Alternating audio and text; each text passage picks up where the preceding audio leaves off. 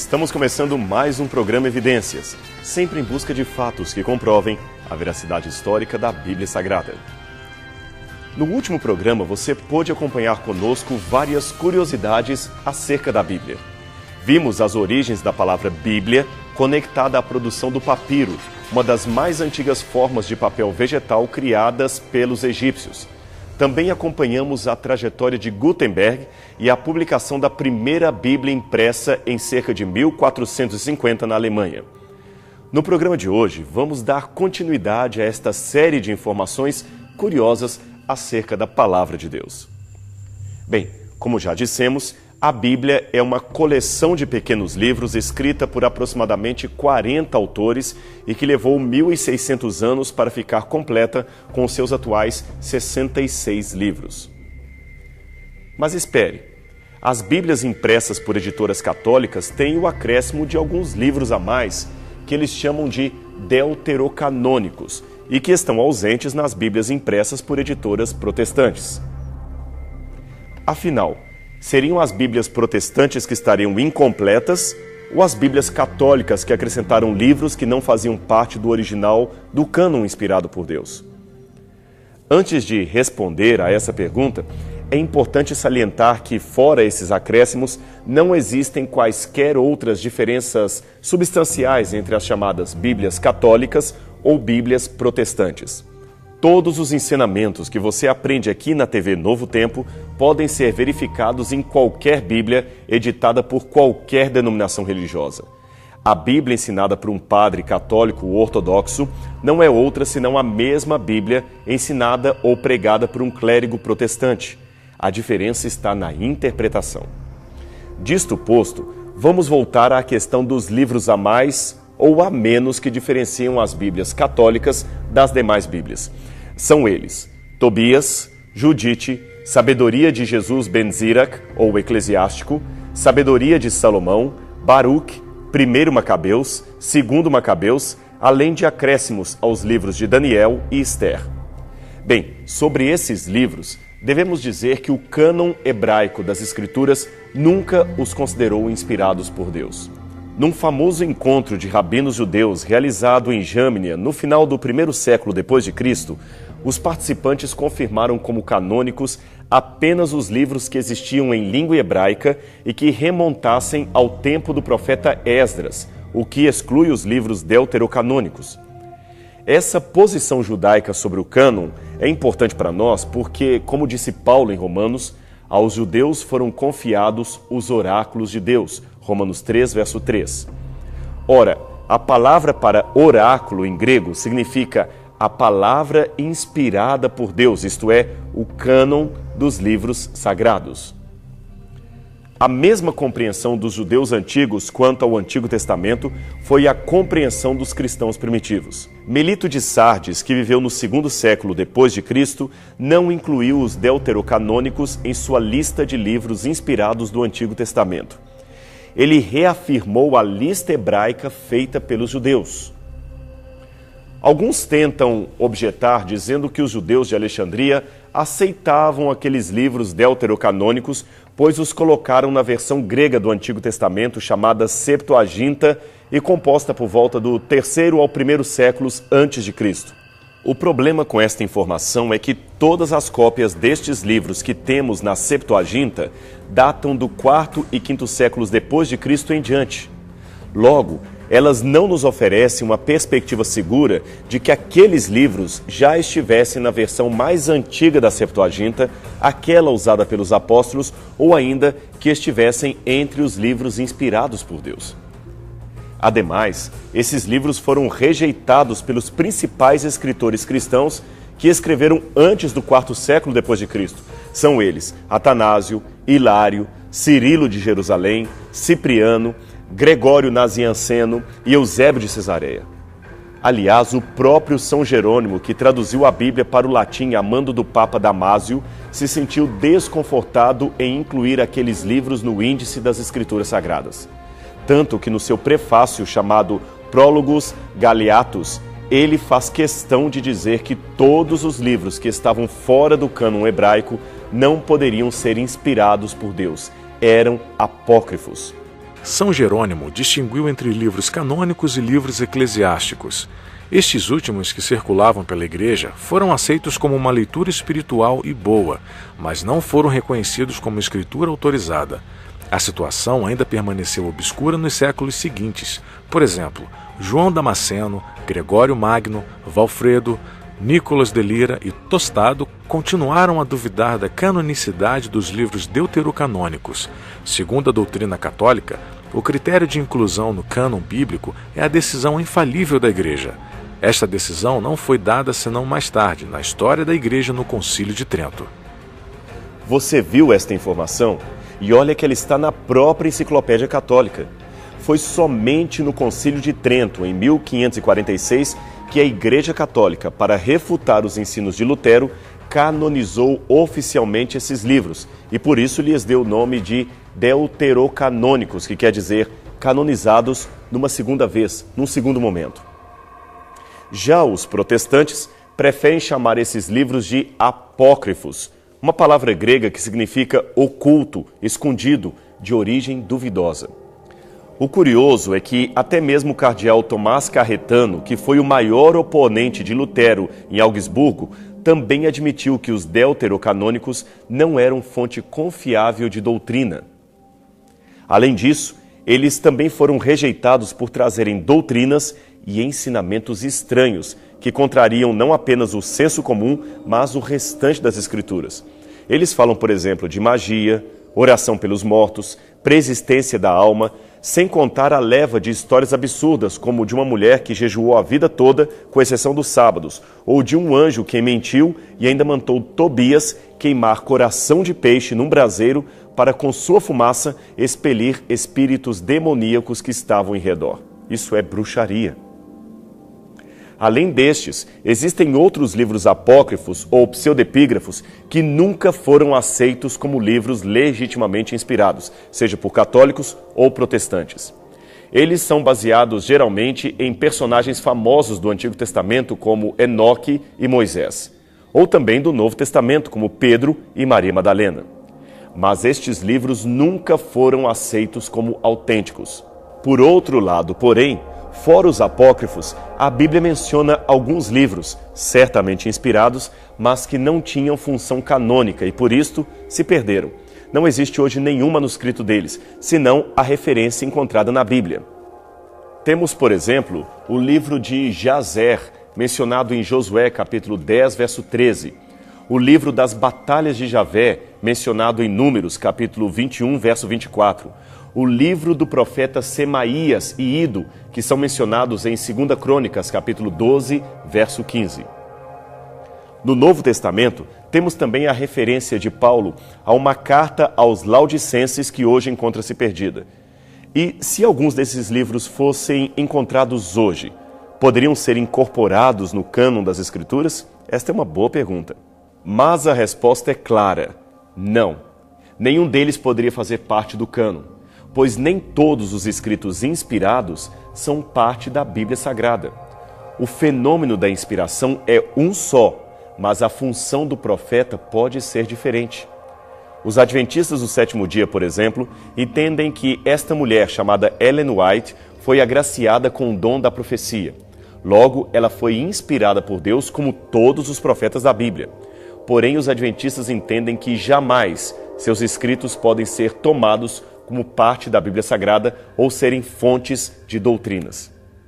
Acrescentar livros modernos à Bíblia ou tirar doutrinas religiosas de autores que não os autores canônicos presentes nas Escrituras seria um erro teológico muito grave que fatalmente levaria o movimento à categoria de seita e não de religião genuinamente cristã.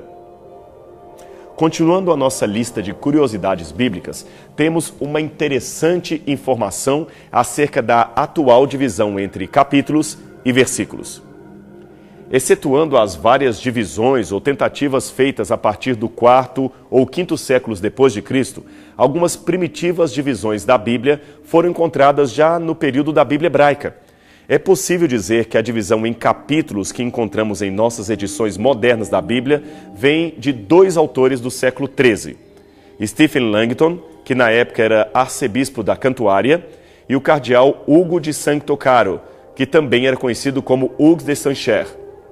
Já a divisão em versículos começou a aparecer somente mais tarde, depois de 1548. Esta Bíblia de Genebra foi a primeira edição em grego e latim a trazer os capítulos divididos em versículos como conhecemos até hoje. O responsável por esta divisão foi o impressor francês Robert Estienne, e ele não fez um trabalho muito bom.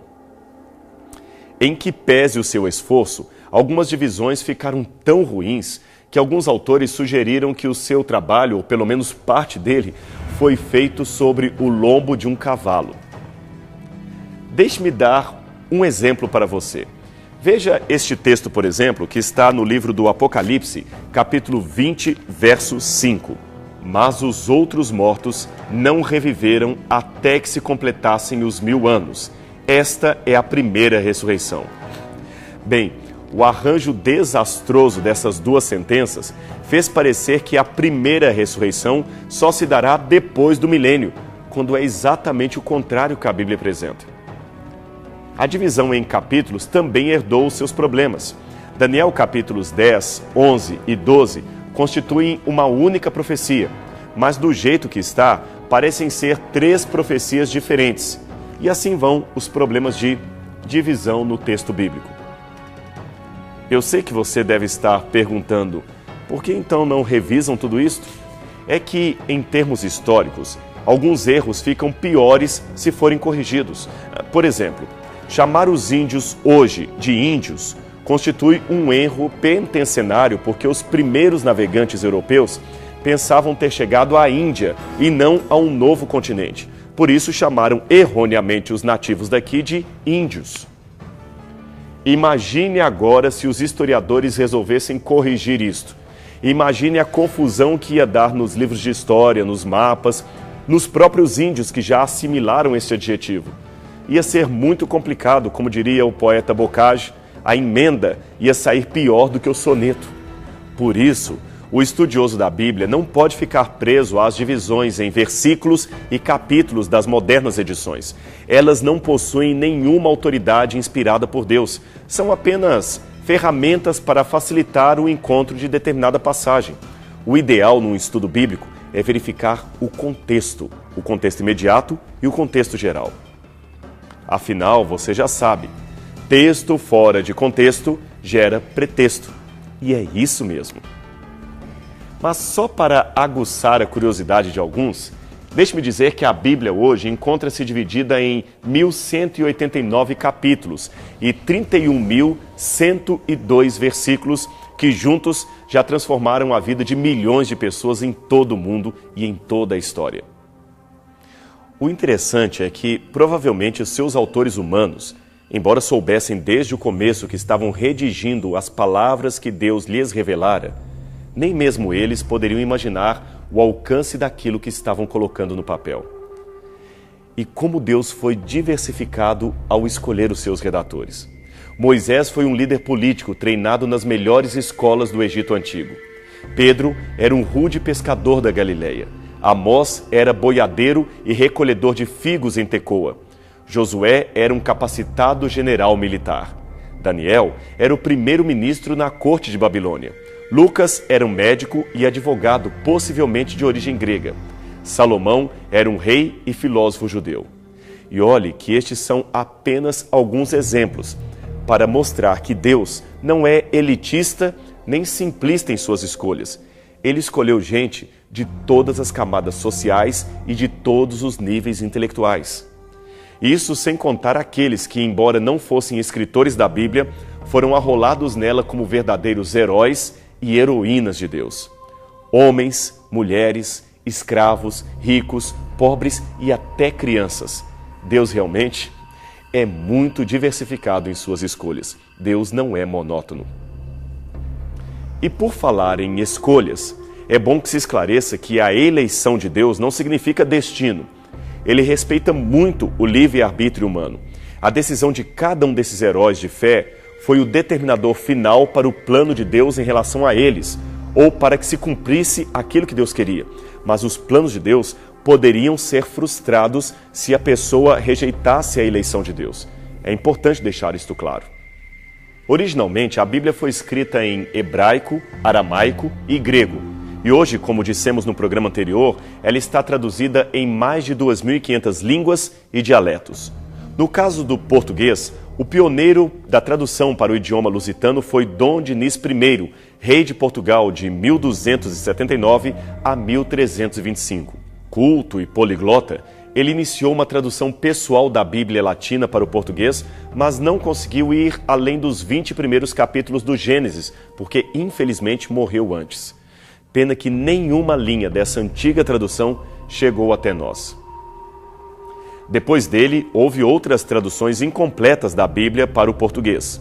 Em 1505, por exemplo, Dona Leonor de Avis, esposa de Dom João II, mandou publicar os Atos dos Apóstolos e as Epístolas Gerais.